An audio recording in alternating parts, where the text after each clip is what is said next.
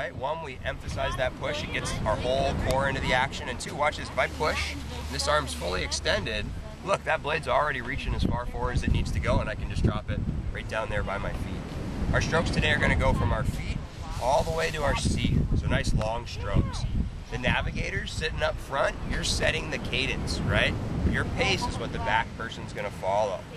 So don't go 1, 2, 3, 4. You know, try and have a nice even rhythm, right? As soon as one blade leaves the water, the other one should be headed towards it. We want nice concentric circles today. You get in that rhythm, it's kind of like running or anything like that. Soon you can kind of forget about the paddling and concentrate on all the cool stuff out there.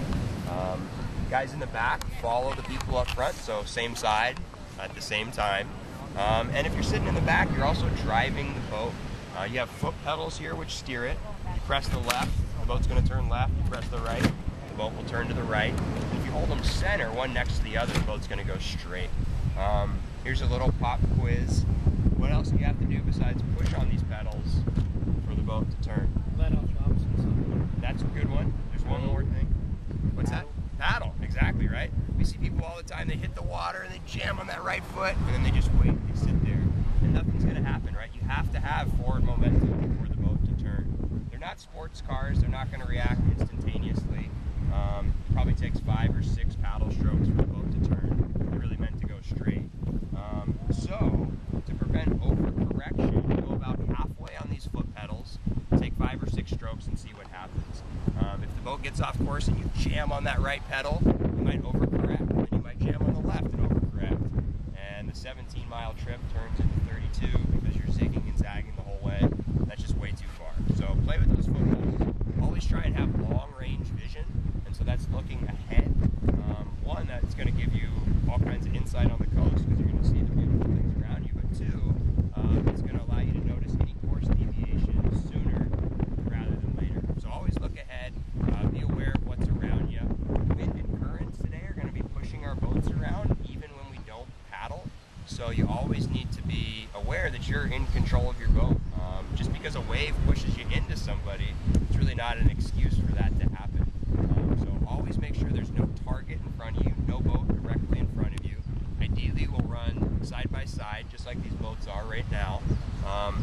That way if a wave comes, nobody gets clipped. If we're single file and we have a following sea, back boat gets picked up first, right? Surfs down the wave faster than the boat in front of it, and boom, you have a collision. Same thing when we group up. If this is the whole group rafted up and you paddle up and stop right here, that wave can pick you up and surf you right into the group.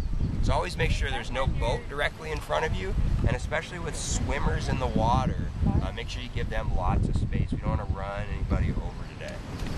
When you swim, and that's a big win, make sure you hang on to your paddle and hang on to your boat.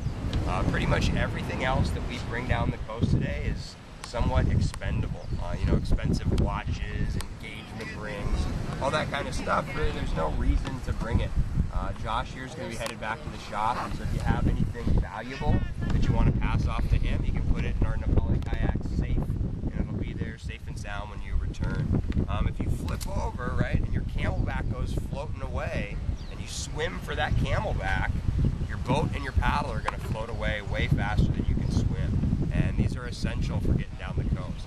If you lose your paddle, right, you don't just get a free ride. We let your partner pass the paddle off to you, and then you got to paddle both people down the coast. So make sure that doesn't happen. Hang on to this paddle, hang on to this boat at all times, and make sure they don't get away from you. All of their gear should actually be attached to the kayak. So to make sure it's not just under a bungee, take like a carabiner or a buckle and buckle it to the boat. That way if it's hanging over the side, it's still with you, and you don't have to chase it down. Every time we stop, we recommend you guys get in the ocean.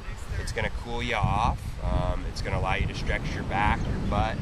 What else can you do when you're in the water on a kayak trip where there's 12 miles before lunch? What's that? Bodily function. Bodily. Group P's, guys. We are very into group P's out here. You know, if we see dry hair by mile 12, one of two things is happening. One, you're probably not drinking enough water, or two, the worst of the two, you're peeing in our boats, and we really don't want either of those things to happen. So make sure when we stop that you guys swim. The easiest way to swim stash your paddle if you're sitting up front. Hey, Vince. Yo. Do you all have paddles? Everybody have a paddle? I believe so. All the way down the line? Yes. Okay, cool. So if you're sitting up front, stash your paddle under that strap. If you're sitting in the back, you have this little holster right here next to you, or these bungees. Just make sure it's secured some way. Coordinate with your partner as well. Let them know you're going over. Sit side saddle, and then equal pressure on each side of the boat. If you go push off on one side, you're just going to flip over. So ease yourself off, hop in, swim. Again, make sure you're hanging onto the boat. Even with your partner in it, it's going to be floating faster than you can swim. So make sure you stay with that kayak. Also on our brakes, guys, keep your boat pointed. Later, buddy. Thank you. Bye. Keep your boat pointed down the coast. Again, wind and currents are going to be pushing us around, and if we keep the boats pointed where we want to go, we get a little bit of a free ride. If they get pointed in towards the coast, that's the way they start to go. And when you guys get near the rocks, that's what makes us nervous. So always keep your boat pointed straight down the direction we're going.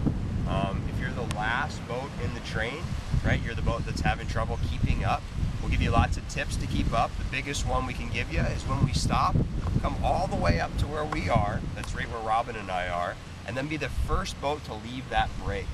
These boats only go about 3 miles an hour, so it's pretty easy to keep up, but it's pretty hard to catch up. So if you are that back boat in the train, make sure you always come up to the front and that you always are the first boat to leave when we take off.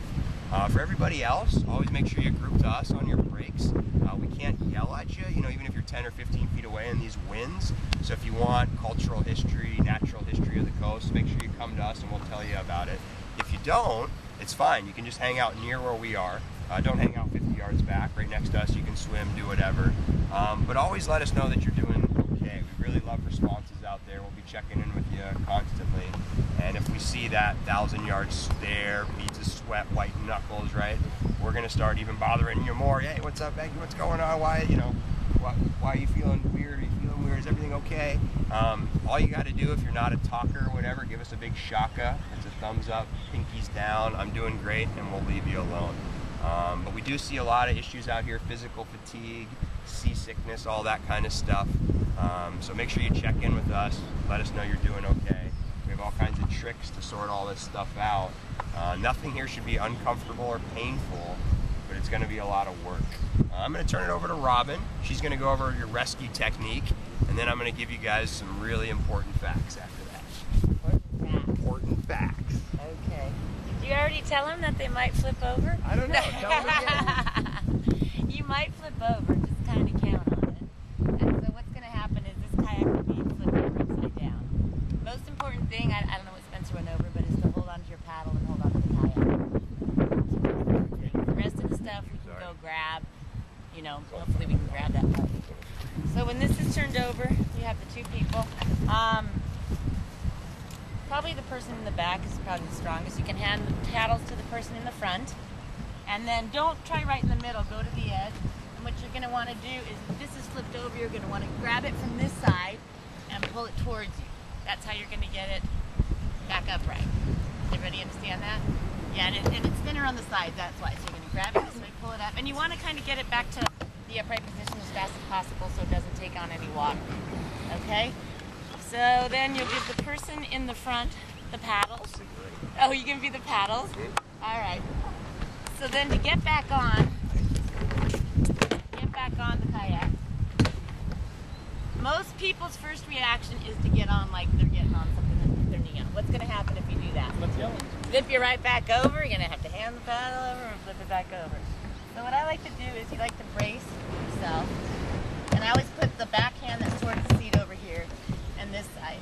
Is that right? Yeah. And then, so you're in the water, and what you're going to want to do is hold this, and there's straps you can hold too. But you're going to want to basically get your weight up to here. And you can kick and use your feet too. And then you're going to want to get your okole into the seat. Okole is Hawaiian for rear end. Alright? So that's your main goal, is to put it in here. Once you're in here, the back person can put his feet out on the side and stabilize. The other person can hand the paddles to him, and then do the same thing over there. Big thing is not to panic, not to rush, not to push your knee on it. Just kind of, and if you need to get up here, it's kind of hard with the jackets. Just rest for a couple seconds, and then just do a little kick and flip your thing over. Looks really easy on the sand right here. It's a little bit harder than that. But as long as you guys get the idea, you want to do it in a quickly manner. You want to pull it up.